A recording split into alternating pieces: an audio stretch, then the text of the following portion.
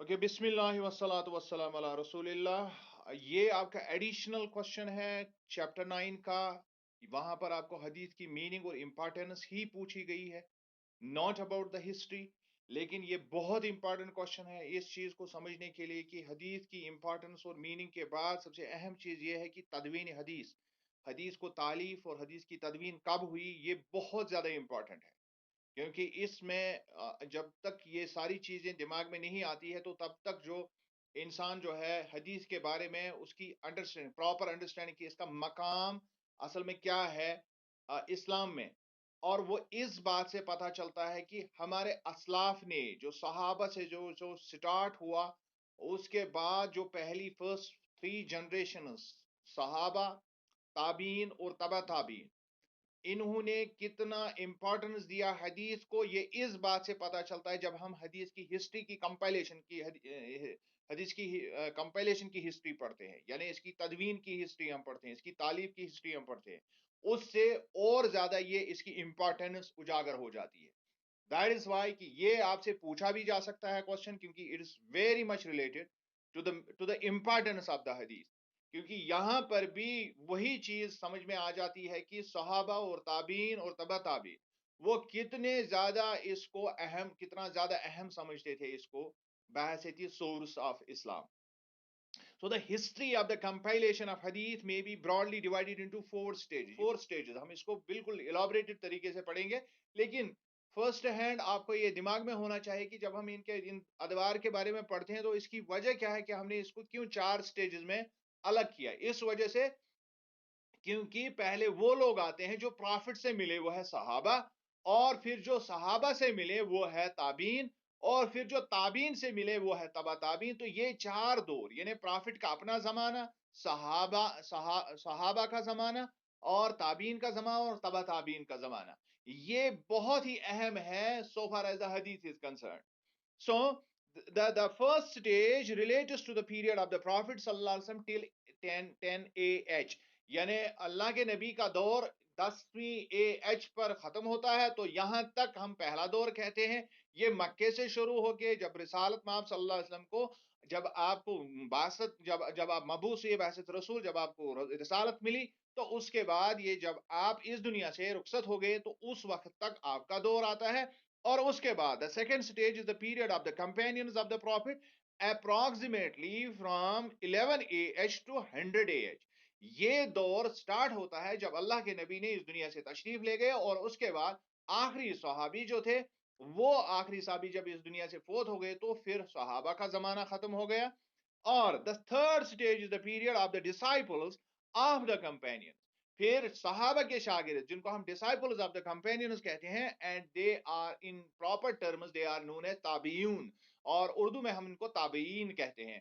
तो ताबीन का जमाना या ताबीन का जमाना जो है वो फिर सहाबा के बाद स्टार्ट होता है, end of the profit and from about 101 to nearly 200 as. और इसका पीरियड जो है 101 से 200 तक का जमाना आता है, 200 हिजरी तक। Then the fourth stage is रफली फ्रॉम 200 एज। फिर हम रफली इसको लेते हैं कि 200 हिजरी से लेके 300 हिजरी तक। क्योंकि ये 100 की कैटेगराइजेशन क्यों की है कि ऑलमोस्ट जो होता है एक जनरेशन कंप्लीट होती है 100 साल के अंदर, एक जनरेशन जो है मुकम्मल तौर पर इस दुनिया से चली जाती है। This is the period of तबताबियून, the disciples of the disciples, और इनको हम तबताबीन कहते हैं या तबताबियून अरबी में कहते हैं। So during the life of Prophet there was no regular compilation of the traditions. लेकिन अहादीस को जहां तक इनकी तालीफ का मसला है, कि लिखने का मसला, इनको किताबी शक्ल, इनकी तदवीन की जो कोशिश जो है अल्लाह के नबी ने खुद नहीं करवाई। For they were not generally recorded in writing. उस जमाने में आम तौर पर अल्लाह के नबी का कलाम नहीं लिखा जाता था। हाउएवर दे वर, क्योंकि इसके कुछ मुजमिरात हो सकते थे, कि इसी वजह से अल्लाह के नबी ने मना भी इसके लिए किया था कि आप वो ना लिखेंगे, ताकि ये हदीस जो है कुरान से मिल ना जाए। एक है डायरेक्ट जो रेवलेशन जो कुरान में जिसको रखना था, तो अब अगर सहाबा ने लिखना शुरू कर दिया, वो कुरान भी लिखेंगे, हदीस को साइड बाय साइड लिखेंगे, तो हो सकता है ये इंटरमिंगल हो जाए। ये एक बहुत बड़ी तवजी थी जो रसूलुल्लाह सल्लल्लाहु अलैहि वसल्लम ने इन्होंने اسی وجہ سے منع بھی فرمایا تھا، اور چند ایک صحابہ کو جو اجازت ملی تھی اس کو ہم پڑھ رہے ہیں. However, they were orally transmitted with great accuracy and detail. لیکن اس کے باوجود بھی صحابہ ہر بات پر، اللہ کے نبی کی ہر بات پر نظر رکھتے تھے، اور کوئی بھی انسیڈنٹس جو اس کے سامنے ہوتی تھی یا کوئی بھی بات جو اللہ کے نبی سے سنتے تھے صلی اللہ علیہ وسلم، تو اس کو پھر وہ بہت ہی درستی کے ساتھ وہ دوسرے کو اس کو ٹرانسمٹ کرتے تھے، دوسرے کو بتاتے تھے. Some companions, however, had prepared written collections of hadith for their personal use. اس کے علاوہ انہوں نے کچھ تالیفات اپنی خود سے لکھی تھی، اور انہوں نے اس کو in writing لکھا تھا. یعنی چند ایک صحابہ نے اپنے کچھ جو رسول اللہ صلی اللہ علیہ وسلم سے اقوال انہوں نے سنے تھے ان کو قلم بند کیا تھا، ان کو لکھا تھا اپنے پاس رکھنے کے لیے. They also transmitted their collections of hadith to their disciples.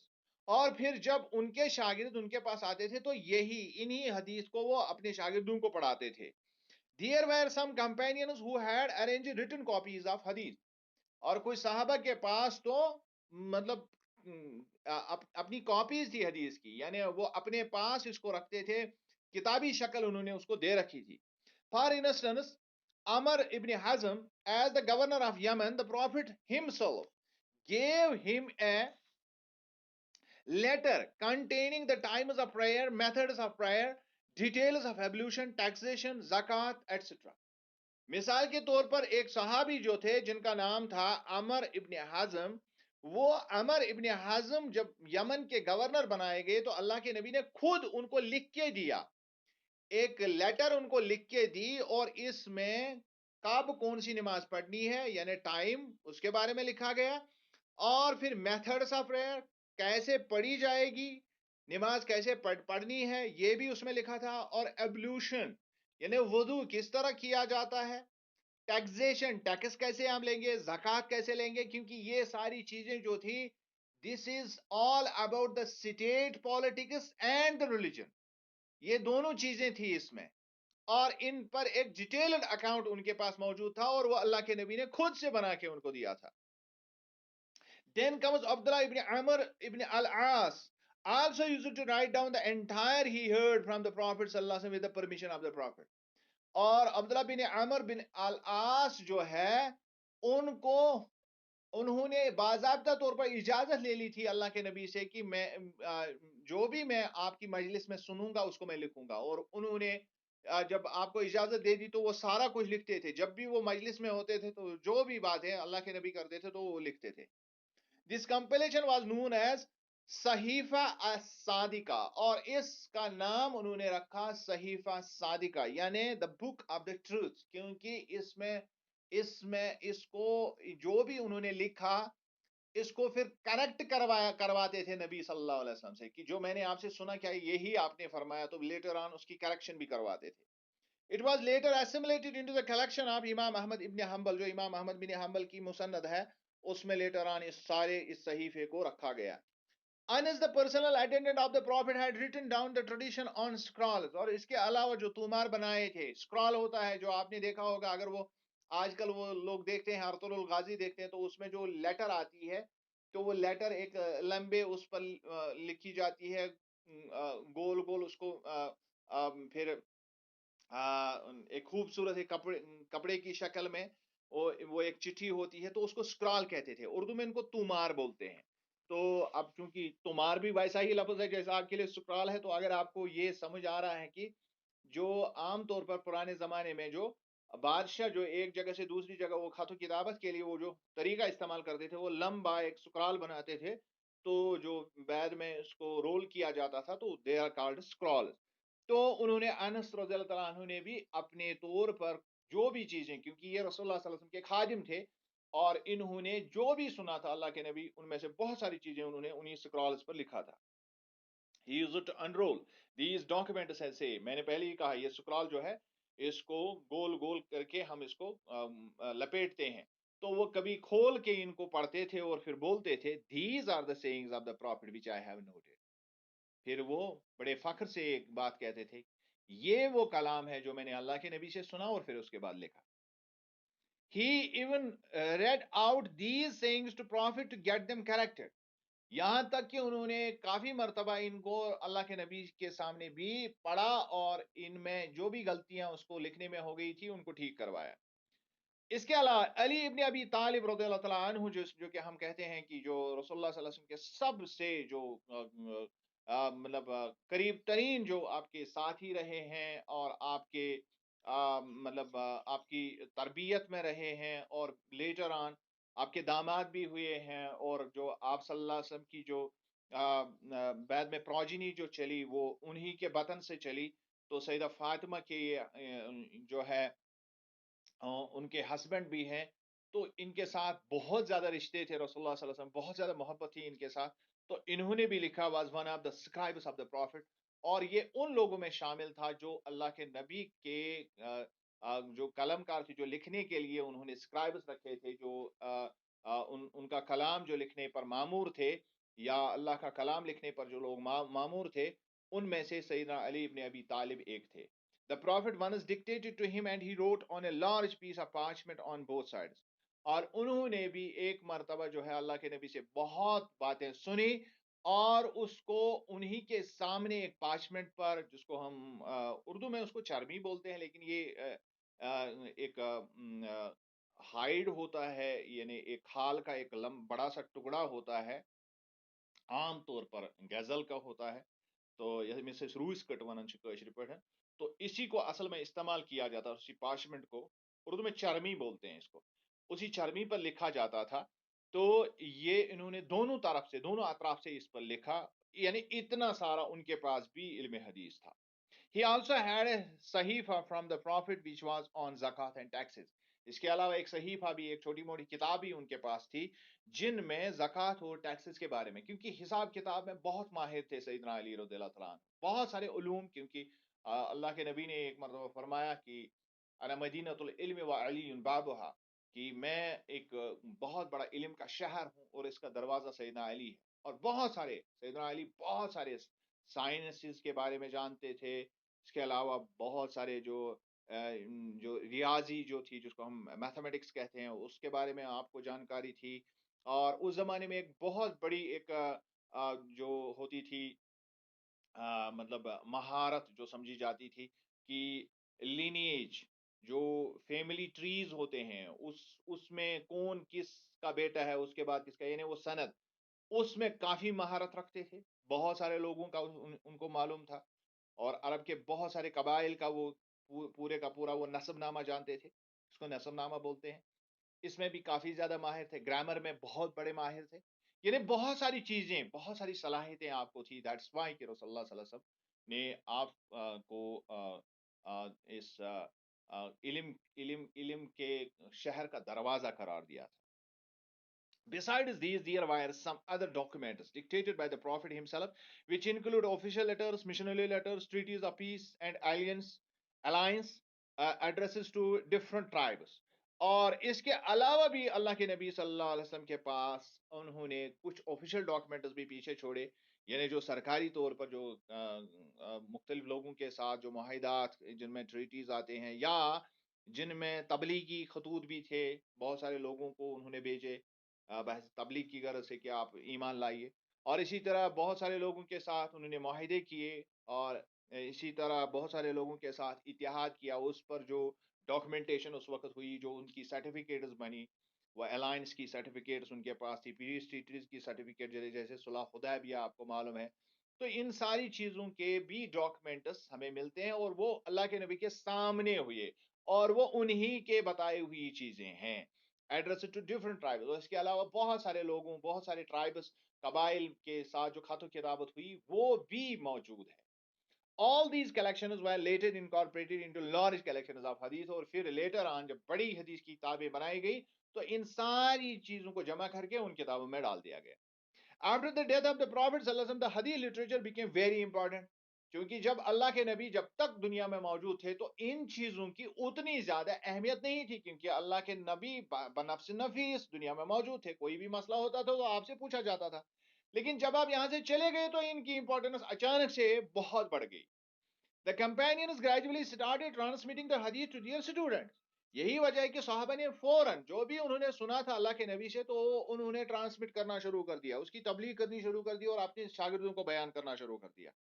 When most of the companions passed away, people became enthusiastic about the hadith literature.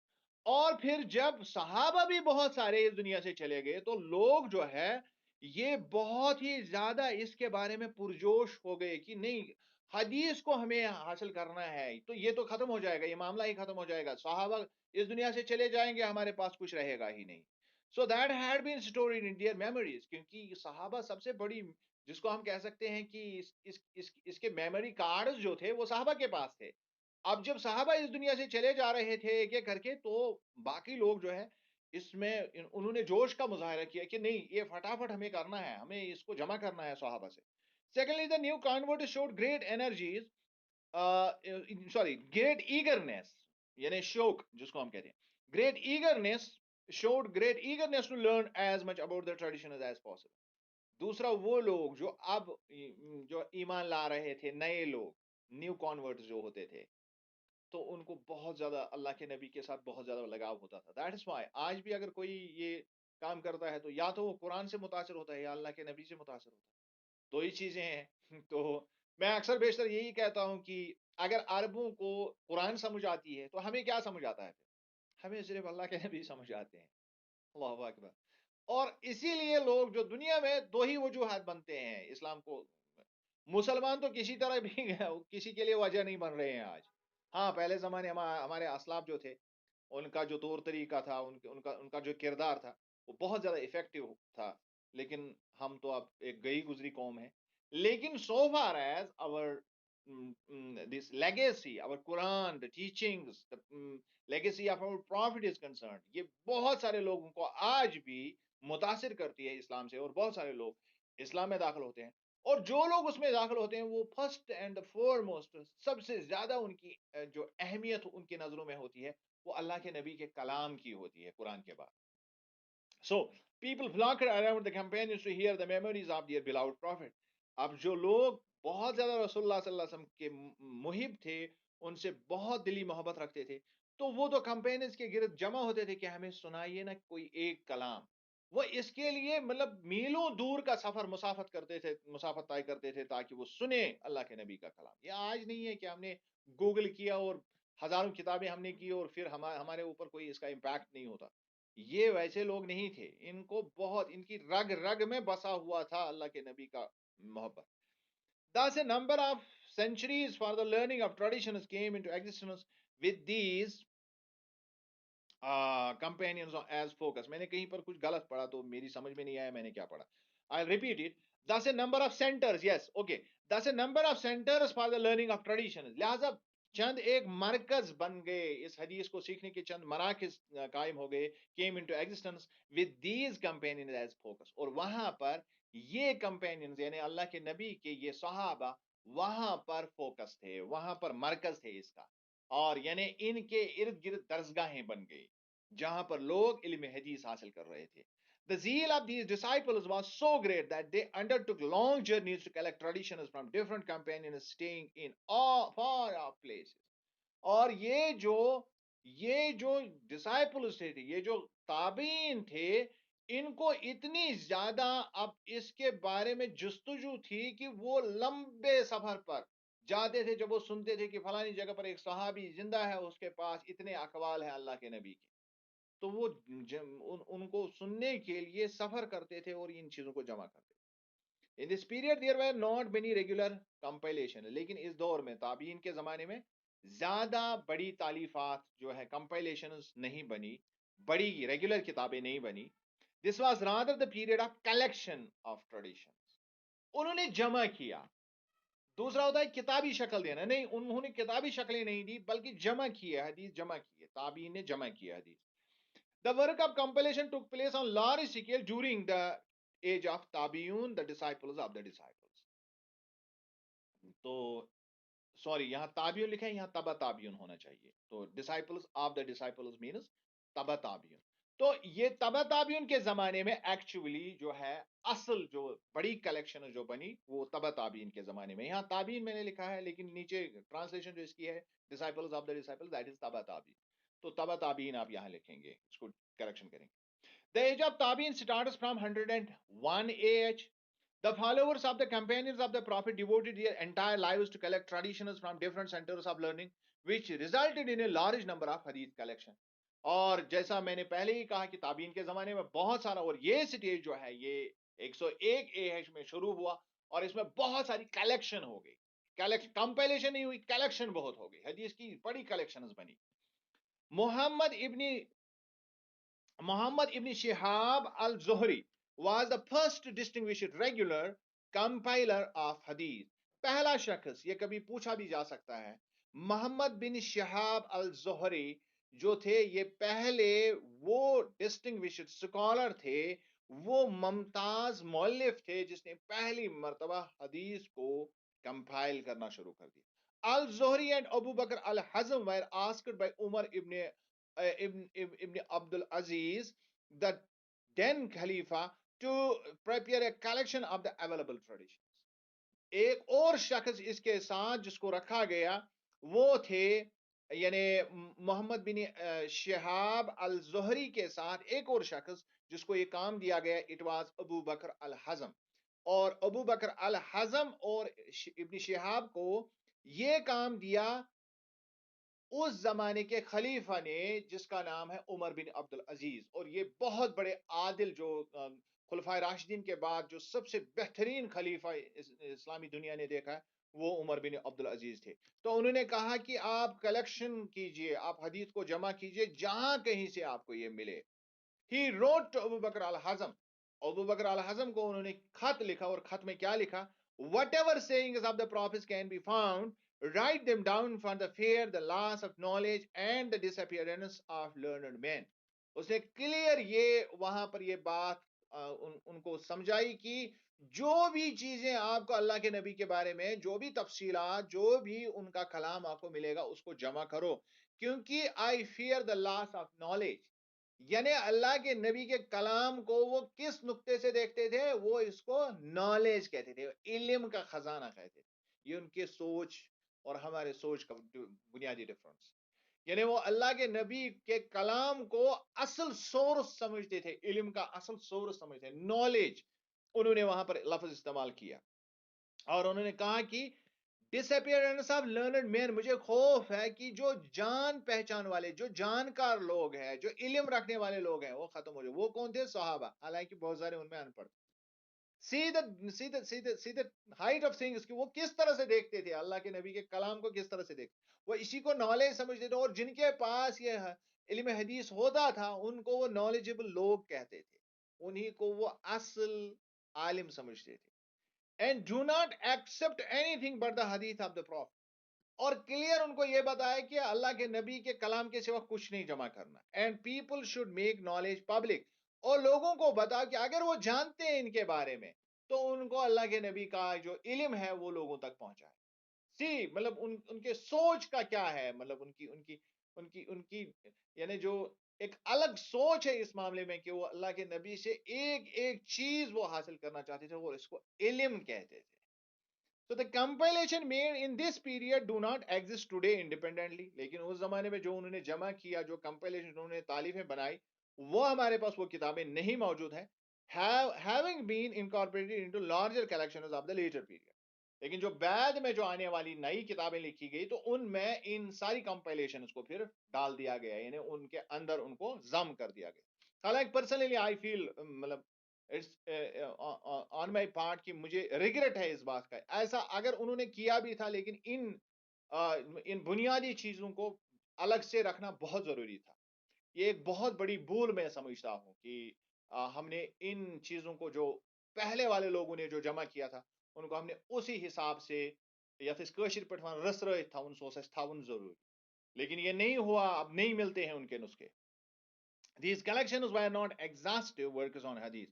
حالانکہ یہ بڑے, جس کو ہم کہتے ہیں بہت بڑی کتابیں نہیں تھی, ایگزاسٹو ورکس نہیں تھی, تو their nature was that of individual collection. یہ individual collections تھی, چھوٹی موٹی کتابیں تھی. After the individual compilation of this period comes the Al-Muwatta of Imam Malik 716-795. یہ پہلی حدیث کی کتاب ہے جو اصل طریقے پر جو آج کل ہمیں کتابیں ملتی ہیں اس لحاظ سے, The number of traditions collected by him is put at 1700 اور انہوں نے جو collections کی وہ ہے 1700. This came to be accepted as standard work. In this period, the tradition of the Prophet's sayings of his companions and the decisions and edicts of the Tabi'un were collected together. لیکن اس زمانے میں ایک مسئلہ یہ تھا کہ آپ صلی اللہ علیہ وسلم کی احادیث کے ساتھ ساتھ صحابہ کے آثار اور تابعین کے ڈیسیجنز بھی اس میں ڈالے گئے. یہی وجہ ہے کہ یہ پیورلی حدیث کی بک نہیں ہے. یعنی موطا امام مالک پیورلی حدیث کی کتاب نہیں ہے، اس میں صحابہ کے آثار بھی ہے اور تابعین تبع تابعین کے بھی کچھ اقوال ہیں. However, it was mentioned with each narration, whether it was that of the Prophet, his companions, or the followers. لیکن یہ بات ہر حدیث کے ساتھ لکھی گئی یا ہر بات کے ساتھ لکھی گئی کہ کیا یہ حدیث ہے یا کسی صحابی کا قول ہے، تابعی کا قول ہے یا کچھ اور ہے، یہ وہاں پر لکھا گیا. الگ سے اس کو ڈیمارک کیا گیا، مطلب ایک جس کو ہم کہتے ہیں کہ اس کو الگ اس کی ایک ممتاز حیثیت رکھی گئی کہ یہ کس کیٹیگری میں فال کرتا ہے. The period of Taba Tabi'un followers of the successors was the golden age in the hadith literature. اس کے بعد تبا تابعین کا زمانہ آتا ہے. This is the golden period جس میں حدیث کا سب سے بڑا کام ہوگا. It began roughly from 200 AH and lasted about 300 AH. یہ 200 سے 300 تک لگ بھگ ہجری کا زمانہ رہا. In this age, the Prophet's traditions were separated from the reports of the companions and their successors. بنیادی کام اس دور میں سب سے بڑا یہ کیا گیا کہ اللہ کے نبی کے کلام کو الگ کیا گیا صحابہ اور تابعین کے کلام سے، اس کو الگ الگ کر دیا گیا. The authentic traditions were very carefully and painstakingly sifted from the weak traditions and then these were compiled in book form. اور اس کے بعد بڑے ہی انہماک سے ان کو الگ الگ کیا گیا، ان حدیثوں کو بھی کیٹیگرائز کیا گیا اور ان میں اتھینٹک حدیثوں کو اوپر اور ویک ٹریڈیشنز کو، یعنی صحیح اور ضعیف کی جو ہم اس اصطلاح استعمال کرتے ہیں وہ یہاں سے سٹارٹ ہو گئی. I have put the weak into quotes. میں نے اس کو ودن جو ہے کوٹس رکھا ہے کیونکہ یہ ایک لمبا زمانہ ہے. یہ 300 سال بعد ہم ڈسکس کر رہے ہیں، یہاں پر بھی ڈسکس ہو رہا ہے 300 سال بعد. دیٹ از وائی کہ اس زمانے میں سارے سکالرز، مطلب ان کی ہم کسی بھی طرح سے ان کے اس پر جو ان کی نیت ہے اس پر ہم کسی بھی طرح سے، ہم کون ہوتے ہیں کہ اس پر ہم انگلی اٹھائیں. لیکن جس کو ہم ہیومن ایرر کہتے ہیں، human error is possible. That is why جو ویک ٹریڈیشنز ہیں وہ بھی لیٹر آن جو سکالرز ہیں انہوں نے ویک ٹریڈیشنز کو بھی استعمال کیا ہے، خاص کر تفاسیر میں یا باقی جگہوں پر جو ہم کسی فضائل میں جو کوئی بات ہم استعمال کرتے ہیں، لیکن احکام کے لیے ان کو پروہبٹ کیا گیا. یعنی احکام کے لیے اس میں سے ویک ٹریڈیشن سے استنباط نہیں کیا جاتا ہے.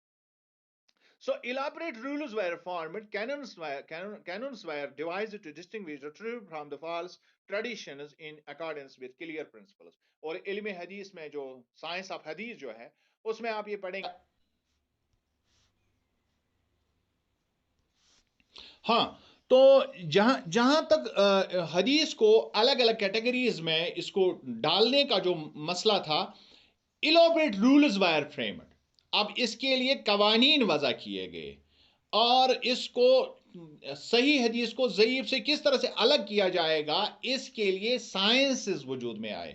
اور انشاءاللہ جب آپ آگے سٹڈی کریں گے اسلامک سٹڈیز میں، آگے آپ کو جو علوم حدیث جو ہے اس میں آپ اسماء و رجال، روایت درایت یا اس طرح کے کانسیپٹس کے بارے میں جب آپ پڑھیں گے تو وہاں آپ کو پتہ چلے گا کہ کس طرح سے حدیث کو کس طرح سے مختلف طریقوں سے اس کو سمجھنے کے لیے کہ کیا یہ صحیح ہے، یہ ضعیف ہے، یہ حسن ہے. وہ کیٹیگریز بھی آپ کو متواتر ہے یا اور بھی بہت ساری کیٹیگریز جن کی ہم تفاصیل میں نہیں جائیں گے اس وقت. تو وہاں پر اس کو ایک علم کے طور پر اس کو متعارف کرایا گیا اور ایک سائنس وجود میں آیا جس کے ذریعے سے ہم پہچان کر سکتے ہیں حدیثوں کو اور الگ الگ اس کو ان کی کیٹیگریز بنا سکتے ہیں. اور اس کے اصول جو ہے ان اصول کو پہلی مرتبہ فریم کیا گیا تبع تابعین کے زمانے میں. On the basis of these principles, all traditions were categorized into 3 general categories. اور پھر انہی اصولوں کی بنیاد پر جو پورا کے پورا جو حدیث کا کارپس ہے اس کو 3 حصوں میں ڈال دیا گیا: صحیح، حسن اور ضعیف. اور پھر ان کی بھی الگ الگ اپنی اپنی کیٹیگریز، اور اس کے علاوہ بھی اور بھی بہت ساری کیٹیگریز، یعنی ہم اجمالی طور پر ہم اس کو رکھتے ہیں کہ مطلب جو ہم آج اصطلاحیں استعمال کرتے ہیں، صحیح، حسن اور ضعیف کی اصطلاحیں ہم استعمال کرتے ہیں، تو یہ وجود میں آیا اسی زمانے میں جب تابعین نے ان کے یہ جو حدیث کے علم کے ساتھ جو ڈیل کرنا شروع کر دیا. By the use of this criterion, the hadith scholars were able to classify the traditions according to their degrees of reliability. اور اس کے ذریعے سے کیا ہوا؟ اس کے ذریعے سے یہ ہوا کہ ایک خاص طریقے کی کسوٹی بنائی گئی، ایک کرائٹیریا بنایا گیا کہ کون سا حدیث جو ہے اس کی کتنی ڈگری ہے ریلائبلٹی کی، اس پر کتنا بھروسہ کیا جا سکتا ہے، یہ حدیث کتنا صحیح درجے کی ہے، یہ حدیث کتنا صحیح ہے، اور یہ اس حدیث کی کمزوری کتنی ہے، اور اس حدیث میں جو طاقت ہے وہ کتنی ہے. ان رولز کو فالو کرنے سے ہمیں یہ سمجھ آ جاتی ہے. This is the period in which 6 authentic collections of the traditions were compiled. اور اسی اسنا میں 6 بنیادی کلیکشنز جو ہیں وہ وجود میں آئی. These works are considered standard works on hadith and are known as the 6 correct books. اور پھر انہی پرنسپلز، انہی اصولوں پر 6 بڑی کتابیں وجود میں آ گئی. And these books are as follows: Sahih al-Bukhari by Muhammad bin Ismail al-Bukhari, 194 AH to 256 AH. And then comes Sahih Muslim by Muslim bin Kushari. It is 204 AH to 261 AH. And then there are some other books, that is Imam Nasai ki. اور اس کے علاوہ تو یہ 6 کتابوں میں سے انہیں پہلی آتی ہے، اس میں صحیح البخاری بائی محمد بن اسماعیل البخاری، یہ 194 ہجری سے 256 ہجری تک ان کا جو پیریڈ رہا. اور اس کے بعد صحیح مسلم جو ہے امام مسلم کی لکھی ہوئی، یہ 204 ہجری سے 261 ہجری تک اس دنیا میں رہے. اور اس کے بعد سنن ابو داود جو ہے امام ابو داود کی کتاب. اور اس کے بعد چوتھا جو آتا ہے جامع ترمذی.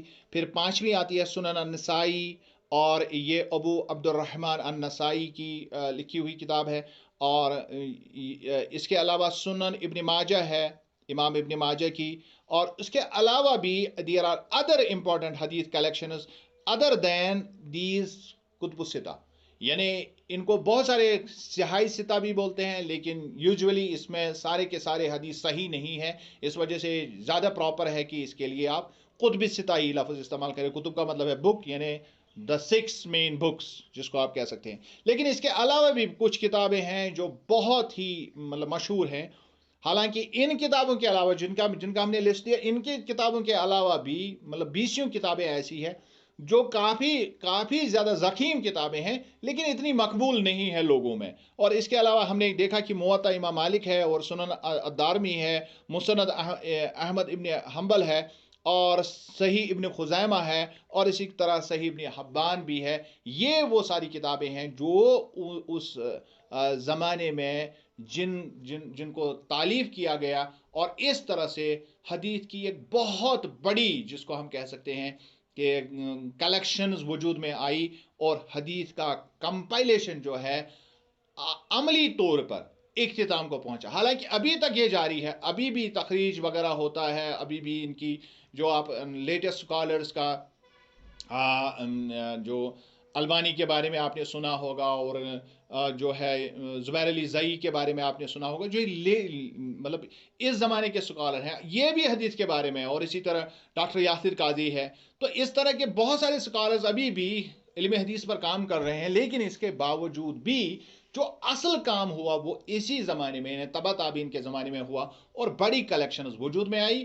اب انہی کلیکشنز کے اوپر مزید کام ہو رہا ہے، اور نئی کلیکشنز جو ہیں اگر بنائی جاتی ہے تو وہ اس کی بنیاد یہی بنیادی کلیکشنز ہوتی ہیں. آئی ہوپ آپ نے اس کو انڈرسٹینڈ کیا ہوگا. تھوڑا سا چیپٹر جو ہے بڑا بھی ہے، اور اس وجہ سے میں چاہتا ہوں کہ آپ ان ٹاپکس کو ایک مرتبہ پھر سے سنیں تاکہ آپ کو یہ مزید کلیئر ہو جائے، کیونکہ یہ کانسیپٹس تھوڑے سے ڈیپ ہیں اور لمبے بھی ہیں. ان کو سمجھنے کے لیے 1-2 مرتبہ سننا بہت ضروری ہے. تھینکس اے لاٹ. السلام علیکم ورحمۃ اللہ.